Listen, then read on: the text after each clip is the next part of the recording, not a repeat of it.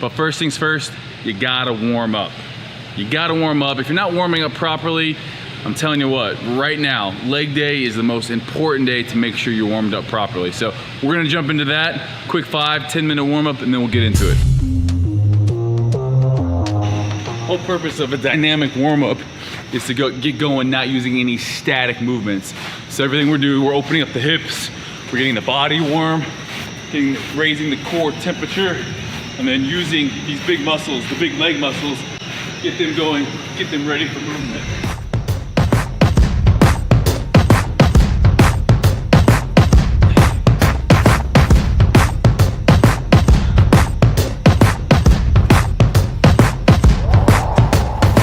Also, stretching like this. Talk about reciprocal inhibition and why that works when you're stretching like this as we, do a butt kick. As your hamstring contracts, your quad automatically has to relax, and that's what reciprocal inhibition is. It's Jake's favorite stretch right here. It's almost like a warrior two in yoga. It's a dancer pose in yoga. Oh, okay. It's a dancer pose.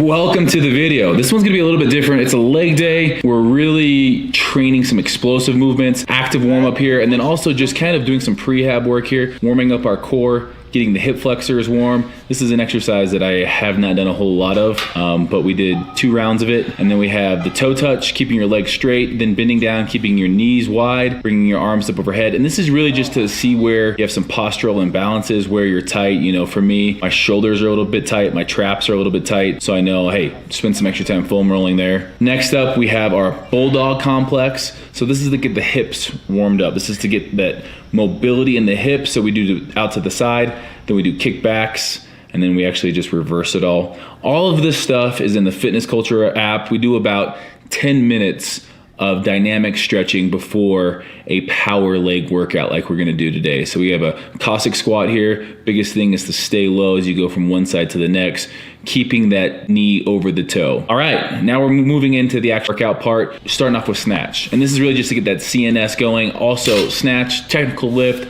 I think it's one of probably the best all-around lifts. It's lower back, posterior chain, it's shoulders. It teaches you to be explosive. So if you're an athlete or if you want to become a better athlete, this is a great exercise to do that, but it's technical. So you need to pay attention, and you need to probably have somebody who knows what they're doing. Jake is obviously a great snatcher. Is that a word? Can I say snatcher?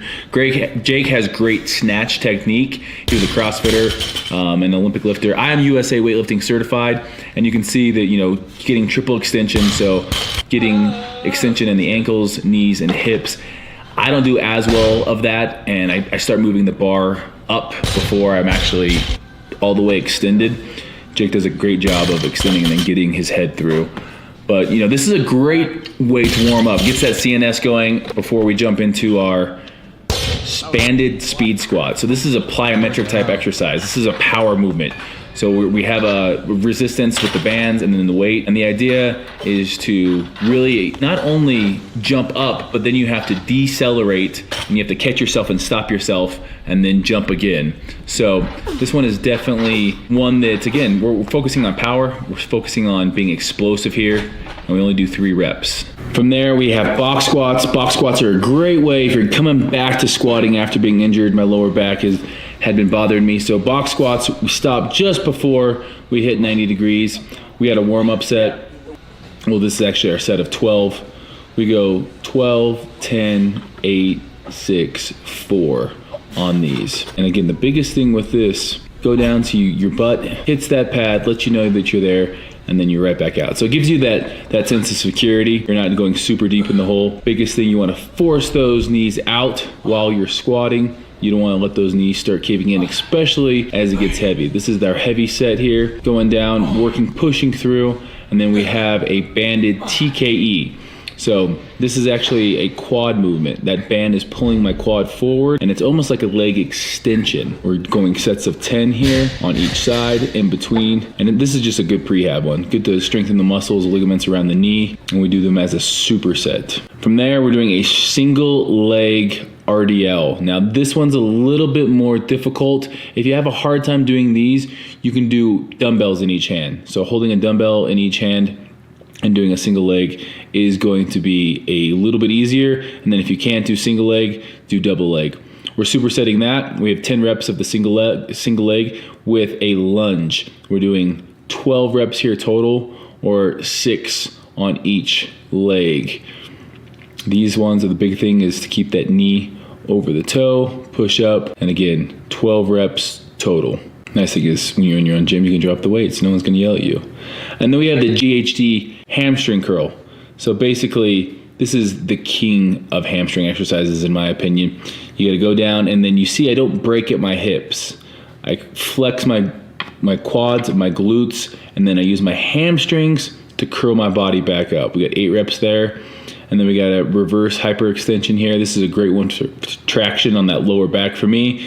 Really helps my lower back stay healthy. At that bottom position, you can almost feel like space in between your spinal column. And then we have a leg extension here. We have 1 1/4 reps. So all the way up, down 1/4, back up, 12 of these. So it's 12 1 1/4 reps. So, you know, it might sound like, oh, 12's not that hard, but when you're doing a 1 1/4 for each rep, it's a lot more difficult. I slightly point my toe out when I do these. And again, it's all about that squeeze at the top.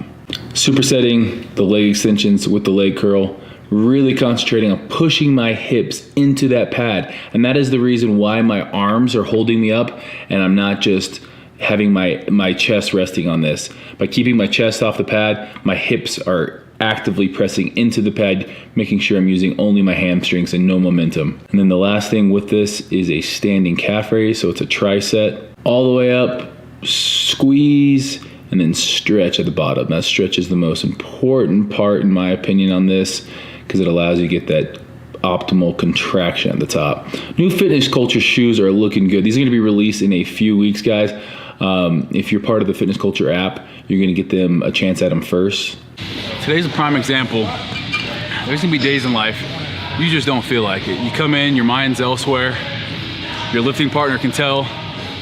And I'm glad Jake was here to really just kind of be like, hey, you gotta go. You gotta fake it till you make it type of a thing. And I think that had this been a time where it would have just been me in there, I put up a video the other day about the 10 things I do for successful habits in the gym. And a lot of people were saying, oh, you know, like I get better workouts when I'm alone. I'm gonna call bullshit on that. If you get a good training partner, a good training partner is gonna grab you and lift you up when you need to, and you need to do the same for that training partner when it comes time. But if you don't have that, it's easy to not know how hard you're pushing yourself, your thoughts are elsewhere, you got a lot of things going on in life, and I'm not saying that you're not allowed to have that, but that training partner says, nah, we're not slacking today. We got this many sets, we got this kind of weight. You did this weight, you know, a month ago. It's time to up it. So we kind of keep each other accountable, and that's what having that training partner does, is to keep you accountable. So whether it's an app, whether it's a partner, you need to go on and be able to see what you've done and where you've been. Otherwise, you don't know where you're going. If you have a plan and you know where you've been, you can see, okay, I progressed.